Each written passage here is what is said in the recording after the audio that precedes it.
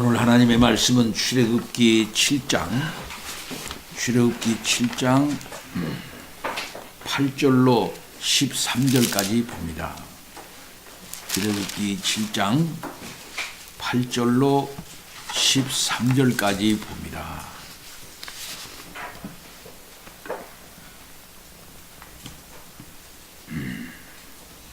여호와께서 모세와 아론에게 말씀하여 이르시되 바로가 너희에게 이르기를 너희는 이적을 보이라 하거든 너는 아론에게 말하기를 너의 지팡이를 들어서 바로 앞에 던지라 하라. 그것이 뱀이 되리라. 모세와 아론이 바로에게 가서 여호와께서 명령하신 대로 행하여 아론이 바로와 그의 신하 앞에 지팡이를 던지니 뱀이 된지라. 바로도 현인들과 마술사들을 부르매 그 애굽 요술사들도 그들의 요술로 그와 같이 행하되 각 사람이 지팡이를 던짐에 뱀이 되었으나 아론의 지팡이가 그들의 지팡이를 삼키니라. 그러나 바로의 마음이 완악하여 그들의 말을 듣지 아니하니 여호와의 말씀과 같더라. 한 구절 더 읽겠습니다. 1절부터 7절까지 다시 한번 읽겠습니다. 배경의 말씀이니까요. 여호와께서 모세에게 이르시되 볼지어다 내가 너를 바로에게 신같이 되게 하였은즉 내 형 아론은 내 예언자가 되리니 대언자가 되리니 내가 네게 명령한 바를 너는 내 형 아론에게 말하고 그는 바로에게 말하여 그에게 이스라엘 자손을 그 땅에서 내보내게 할지니라.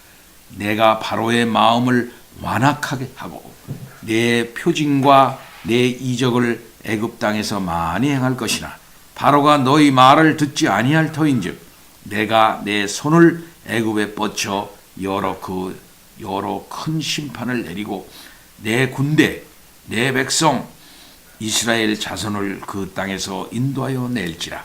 내가 내 손을 애굽 위에 펴서 이스라엘 자손을 그 땅에서 인도하여 낼 때에야 애굽 사람이 나를 여호와인 줄 알리라 하시매 모세와 아론이 여호와께서 자기에게 명령하신 대로 행하였더라.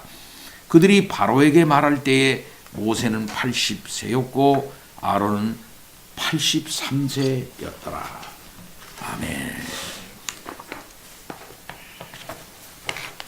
하나님께서는 그 뜻하신 바를 꼭 이루시는 하나님 아버지이십니다.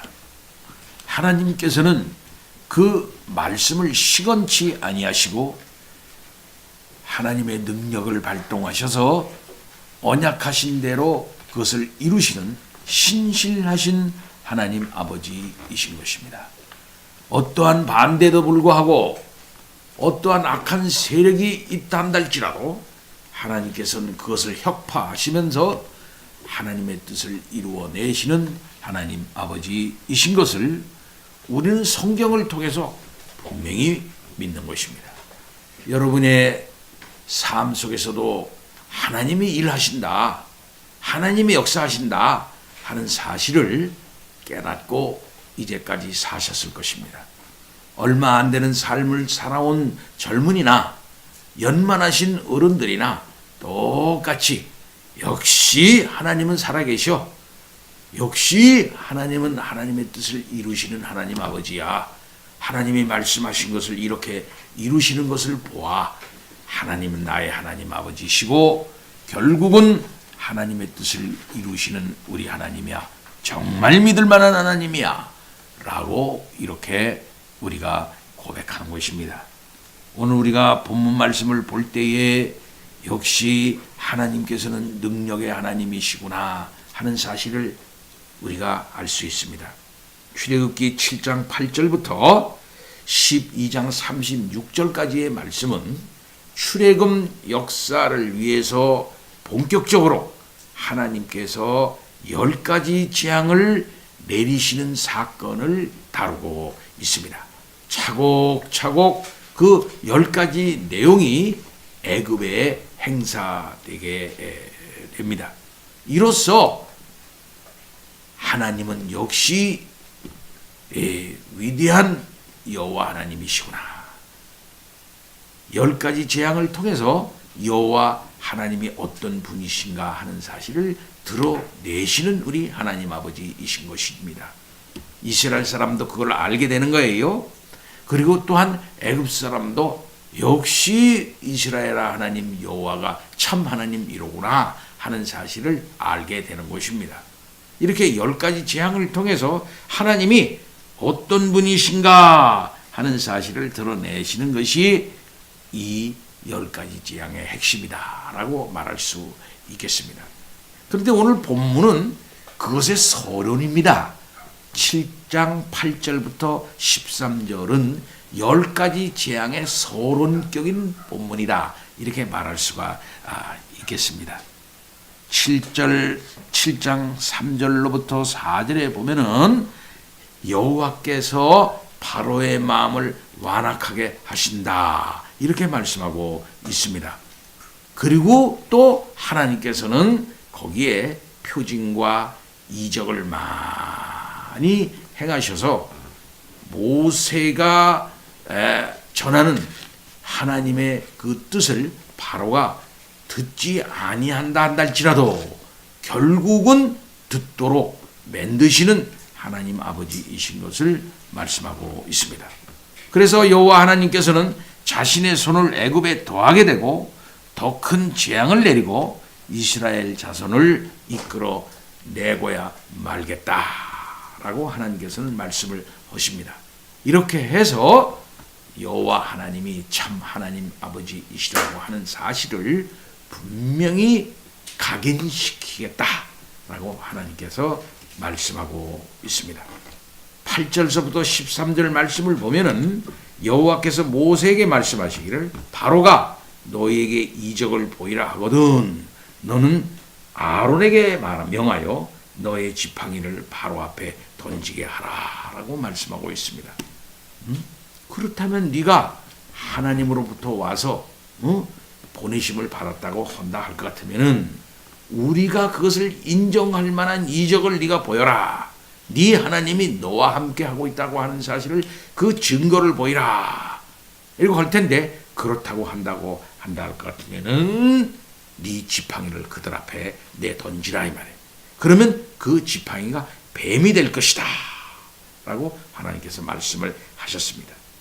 따라서 모세가 바로에게 가서 하나님께서 명하신 대로 했습니다. 아론이 바로와 그 신하들 앞에 모세의 지팡이를 던지자 그 지팡이가 순식간에 뱀이 되었습니다. 놀라운 일이죠. 그러자 바로도 핑 웃으면서 자기들의 똑똑한 사람들, 현인들과 요술사를 불렀어요. 애굽의 이 요술사들도 그들이 가지고 있는 술법으로 각 사람이 지팡이를 던져 뱀이 되게 했습니다. 그런데 이때 어떤 신기한 일이 벌어졌나요? 아론의 지팡이가 애굽의 술객들의 그 지팡이를 다 삼켜버린 겁니다. 여러분 가끔 유튜브에 보면 뱀이 뱀을 먹는 그런 장면을 여러분 보셨죠? 저도 가끔 봤습니다. 아유 끔찍해요. 긴 뱀이 다 그걸 먹어요. 어떻게 그렇게 되나 신기한 일이 이제 있는 겁니다. 하여튼 이 애굽 술객들이 던진 이 뱀들을 만든 뱀들을 이 지팡이 모세의 지팡이가 변한 이 뱀이 먹어버렸다 이 말씀입니다. 이건 뭘 가리키는 것인가요? 이것은 바로가 결국은 하나님을 이기지 못한다 하는 사실을 나타내는 것입니다. 이 광경을 본 바로의 마음이 어떠했습니까? 그 마음이 완악하여져서 모세와 아론의 마음을 더 듣지 못했다 그랬어요. 바로는 자기들의 마술사들도 지팡이를 던져 뱀이 되게 하자 모세와 아론을 보낸 하나님이 별거 아니라고 생각했던가 보지요. 하여튼 여호와 하나님께서 모세와 아론에게 말씀하신 것과 같이 지팡이가 뱀이 되는 이적을 보고도 바로의 마음이 완악해졌던 것입니다. 자, 이로 인해서 출애굽기 7장 3절로부터 4절에서 하나님께서 말씀하신 대로 애굽에 자신의 손을 더하여서 10가지 재앙을 내리시게 됐던 것입니다. 자, 그러면 바로가 왜 이런 재앙을 받는 것일까요? 네? 다른 사람보다 더 악해서 그렇게 되는 것일까요? 네. 모세의 말을 듣지 않아서인 것입니까? 모세의 말을 듣지 않아서인가요? 모세의 말은 곧 하나님의 말씀 아닙니까? 하나님께서 보내신 자의 말을 듣지 아니함이 곧 심판인 것입니다. 따라서 바로가 다른 사람보다 특별히 악해서 10가지 재앙을 이제 받는다고 생각한다면 오늘날 우리는 바로의 마음이나 내 마음이나 그렇게 다를 게 없는데, 또 일반 보통 사람들의 마음이나 다를 게 없는데, 그렇다면 나도 10가지 재앙을 받아 마땅한 사람이 아니었는가. 그리고 세상 모든 사람들도 바로의 마음이나 다 비슷한 마음일 것인데 하나님께서 10가지 재앙을 그들에게 쏟아부어도 크게 잘못은 아니지 않느냐 하는 생각을 하지 않을 수가 없는 겁니다. 그만큼 인간은 악하다 하는 사실을 이렇게 보여주는 거죠. 하나님의 구원의 역사라고 하는 것이 쉽지 않는 과정을 통해서 이루어지는 것이고, 그러한 모든 악함의 덩어리들을 하나님께서는 깨시면서 결국에는 하나님의 구원을 이루어내시는 우리 하나님 아버지이시다고 하는 사실을 분명히 가르쳐 주고 있다, 이렇게 말할 수 있습니다. 그런데 여기서 우리가 하나 생각할 게 있어요. 그것은 뭐냐면은 7장 3절에 내가 바로의 마음을 완악하게 한다, 바로의 마음을 완악하게 하고 라고 하는 말씀이 있습니다. 그러면은 바로의 마음이 그렇게 된 것은 어떻게 된 거예요? 문자 그대로 보면은 그것은 하나님께서 그런 마음을 그에게 심어줬기 때문이다 라고 말할 수 있습니다. 본문 그대로 보면은요. 그럼 우리가 문자적으로 일단 살펴볼 필요가 있습니다. 여기 한글 개역 성경에 완악하게 하다, 또 지난번 개역 성경에는 강팍해 하다라는 말, 요 말이 출애굽기에는 몇 번 나오는 거 아니? 14번 나와요. 14번. 근데 한 차례만, 14번 중에 한 차례만 애굽 사람들을 대상으로 하고 있어요. 한 차례만. 요게 14장 17절의 말씀이에요. 나머지는 모두 바로의 마음을 표현하는데 사용되었습니다. 14번 나오는데 한 번만 애굽 사람들의 마음을 표현하는 말로 나오고, 13번은 다 바로의 마음을 표현하는데 요 완악이라고 하는 말, 완악하게 하다, 완악하게 되어지다 라는 말을 쓰고 있다, 이 말씀입니다. 근데 원어상에는 요게 두 종류의 단어로 되어 있어요. 우리나라 말은 다 강팍해 하다, 강팍하다. 또 우리 개역 수정판에는 완악하게 하다, 완악하다, 이렇게 완악해졌다, 이렇게 말로 똑같은 말로 표현하고 있는데, 원어상에는 말이 두 말이에요. 두 말. 한 말은 무슨 말이냐 하면은 카샤라고 하는 말인데, 이 카샤라고 하는 말인데 이게 단 2번 사용되고 있어요. 오늘 본문에 나오는 말이 요 말이야. 카샤라고 하는 말. 단 2번 사용돼서, 그래서 오늘 여기 본문과 그 다음에 13장 15절에 사용되고 있어요. 또 나머지 하나는 하자크라고 하는 말입니다.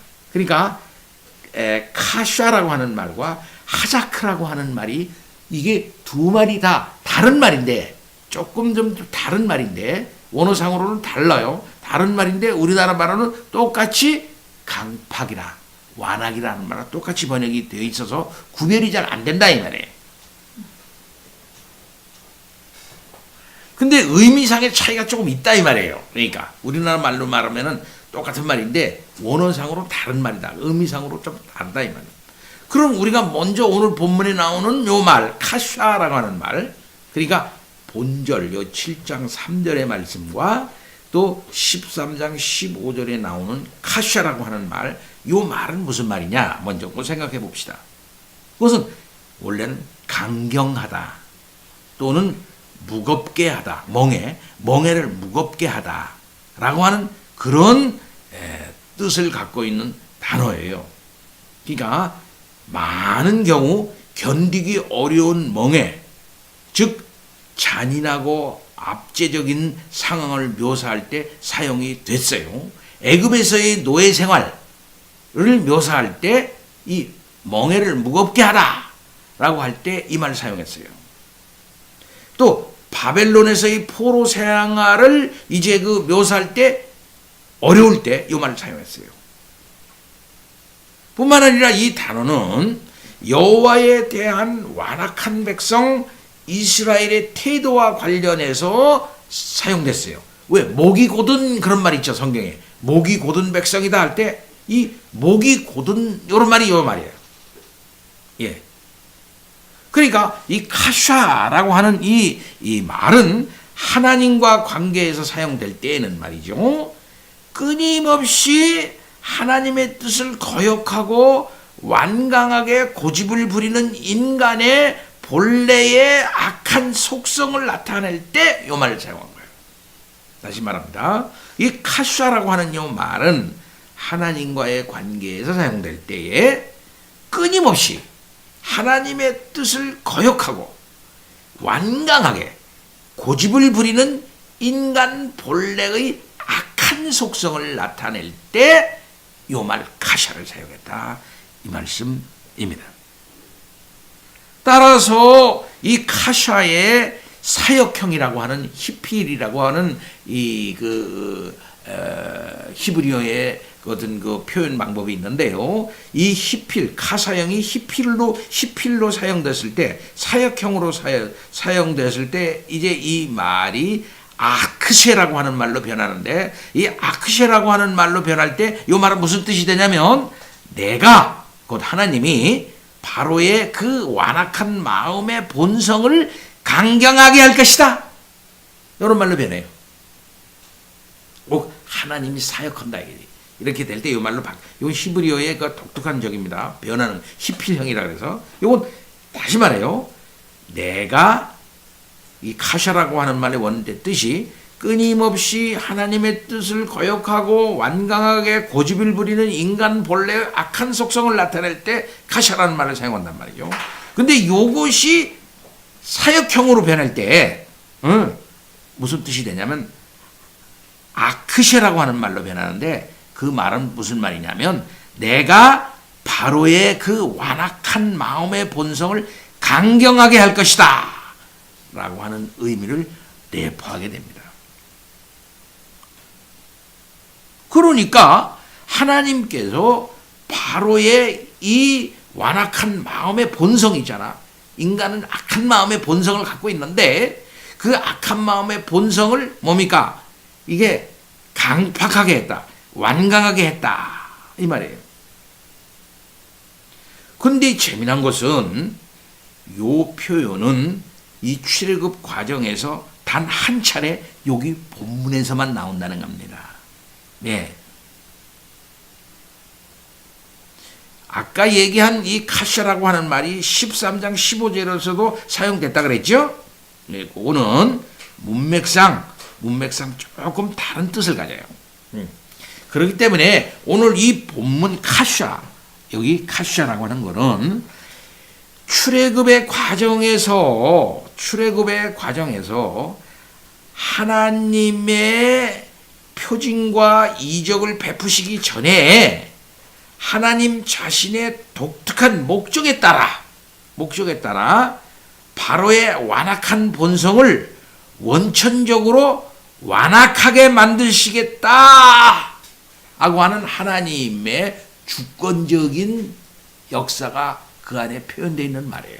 좀 어려운 말이기 때문에 자꾸 제가 좀 자세히 설명을 합니다. 이게 무슨 뜻이야? 왜 하나님이 왜 이렇게 하시지? 이런 오해가 자꾸 생기기 때문에요. 그러니까 이 말은 출애굽 과정에서 실제적으로 하나님이 표적과 이적을 베푸시기 전에 말이죠. 지금 표적과 이적을 베푸시기 전에 지금 하나님이 그 바로의 마음에 대해서 역사하고 있는 거예요, 지금. 예? 그 표적과 이적을 베푸시기 전에 말이에요. 하나님 자신의 특별한 목적에 따라서, 바로의 완악한 본성, 원래 완악한 본성이, 그 완악한 본성을 인간이니까 말이죠. 완악한 본성을 원천적으로 완악하게 만드시겠다. 더 하는 뜻으로 해석이 된다. 그러면은 다른 출애굽에서 나오는 완악하다 하는 말이 아까 14번 나오는데 그 중에 요게 13번 나오는 다른 거면 좀 뜻이 다른가? 조금 달라요. 조금 달라. 그 말은 하자크라고 하는 말인데, 하자크, 아까 얘기한 하자크라고 하는 말인데, 이 출애굽 과정에서 몇 번 나오냐면 이 하자크라는 말이 12번 나와. 12번. 그러니까 14번 나오는 중에 2번은 카샤라는 말이고, 그 다음에 그 12번은 무슨 말이냐면은, 하자크라는 말이란 말이에요. 이것은 무엇이냐면 강하다. 그건 마음이나 손을 강하게 하다라는 말로 사용되는 말이에요. 그러니까 이 하자크는 무슨 말이냐 하면은 어떠한 어려움을 당하거나 힘든 상황에 처하게 됐을 때 그 마음이 흔들리지 않도록 담대하게 한다는 의미를 갖고 있어요. 그러니까 실제적으로 출애굽기에서는 이 자기의 마음을 완악하게 하다라고 했을 때 그 본문 이외의 이 완악이라는 것은 무슨 뜻이냐면은 하자크인데 모두 하나님의 놀라운 이적과 재앙이 애굽에 내려진 이후에 나타나는 거예요. 이후에 나타난다. 요게 중요한 말입니다. 요게 중요한 말이에요.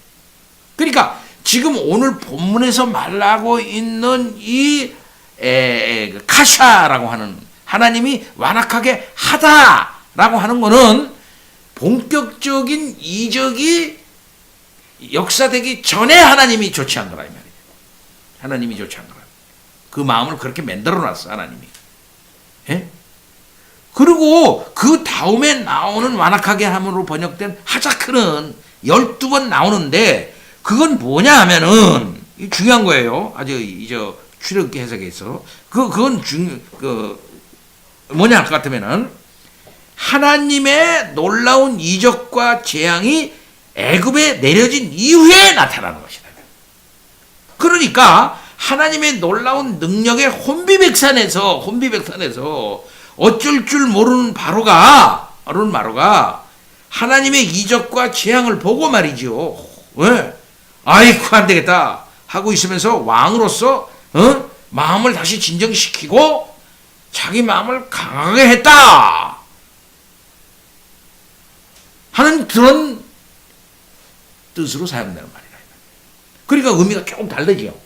조금 다르다면 하나님께서 본격적인 이적과 기사를 행하기 그 이전에 바로의 마음의 역사에서 그 마음을 그 원래 인간이 가지고 있는 악한 본성을 다 강하게 그냥 이렇게 만들었다 하는 것이고, 그 다음에 하자크, 그건 완악하게 하는 것은 뭐냐면은 하나님의 그 놀라운 이적을 보고 난 다음에 그걸 뭐 어떡합니까? 순종해야 할 판인데 안 되겠다. 막 흔들리죠. 이거 어떡하면 조금 막 흔들릴 때 마음을 탁 추스려가지고서 자기의 마음을 진정시키면서 안 돼. 내가 이거 하면 안 됐어. 보낼 수가 없어. 하고 마음을 오히려 강하게 먹는 그 상태를 말한다 이 말이에요.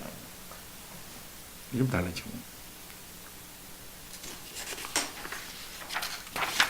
사랑하는 성도 여러분, 시간이 많이 갔대요. 하나님께서 구원의 역사를 이루어 나가는 과정에서 하나님은 악한 바로를 이렇게 사용하시면서 그 백성의 구원이 극적이고 놀라운 하나님의 능력으로 되었다 하는 사실을 경험시키면서 하나님께서는 구원의 놀라운 역사를 이루시는 우리 하나님 아버지이십니다. 하나님의 강한 손과 편팔로 그런 애굽을 치시고 이스라엘을 구원해 내는 것입니다. 예, 하나님의 놀라운 역사를 우리가 이제 보게 될 것입니다. 사랑하는 성도 여러분, 하나님께서는 우리의 마음을 다 주장합니다.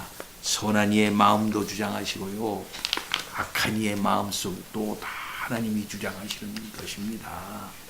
하나님이 이루신 것을 어찌 어떤 인간이 이렇게 그것을 갖다가 마다할 수가 있겠습니까?